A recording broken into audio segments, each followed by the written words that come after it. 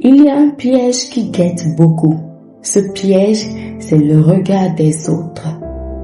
La paralysie du regard des autres amène à la peur de se lever pour accomplir ce que Dieu veut de nous. Cette peur nous empêche d'accomplir cette vision que nous avons reçue, cette instruction qui vient de Dieu. Tu sais, ces grands hommes que tu cites, ces grandes femmes que tu cites dans tes citations, dans des phrases, toutes ces personnes qui t'ont inspiré se sont levées parce qu'ils ont eu des visions, parce qu'ils ont reçu des instructions. Sur la base de ces instructions, ils se sont levés. Ils n'ont pas regardé les autres. Ils ne se sont pas arrêtés sur le regard des autres. S'ils s'étaient arrêtés, on n'aurait pas bénéficié de toutes ces choses dont nous bénéficions. Celui qui a reçu l'avion, celui qui a reçu l'électricité, la calculatrice, l'ordinateur, l'informatique, etc. Toutes ces personnes-là. Les pasteurs qui ont reçu de grandes visions. Si toutes ces personnes se sont arrêtées sur le regard des autres, ce que les autres vont dire, sur « je vais perdre telle position », ils n'auraient jamais faire ce qu'ils sont en train de faire.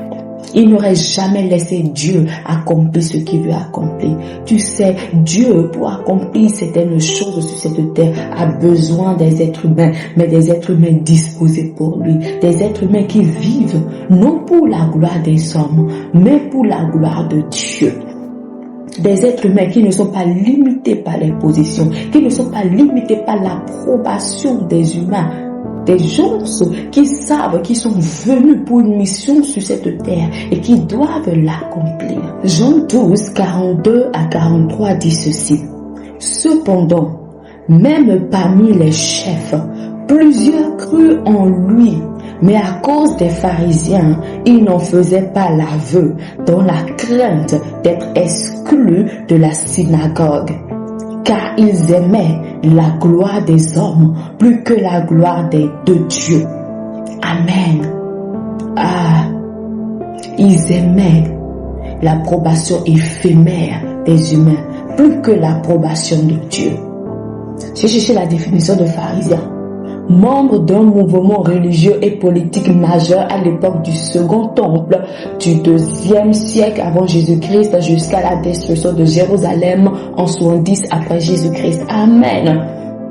C'est quoi la gloire des hommes? La gloire des hommes, c'est la vaine gloire mondaine, le prestige et l'orgueil liés au statut social, la dépendance psychologique aux honneurs et à l'approbation d'une élite. La gloire de Dieu, c'est l'approbation divine, absolue et la reconnaissance céleste face au regard du monde. La réalité spirituelle, suprême, seule digne d'avoir du poids dans les choix de l'homme. Est-ce que la réalité spirituelle divine a du poids dans tes choix? Qu'est-ce qui motive tes choix? Qu'est-ce qui motive ton service? Qu'est-ce qui motive ce que tu fais? Qu'est-ce qui motive? Qu'est-ce qui motive? Que ce soit Dieu qui motive ce que tu fais. Tes jours sont comptés. Et c'est à Dieu que tu rendras des comptes. Tes jours sont comptés. Alors que la sagesse de Dieu te guide. Que l'hypocrisie ne soit pas ton partage.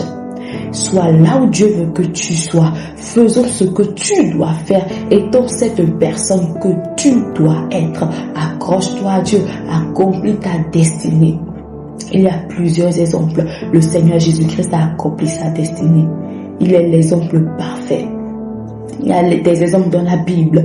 Esther, Déborah, David, Joseph, Daniel, Samuel. Tous ces exemples, toutes ces personnes qui sont allées jusqu'au bout, qui ont reçu la vision, l'instruction divine, qui sont allées jusqu'au bout, peu importe les regards, les critiques, peu importe, il y a encore des exemples sur cette terre.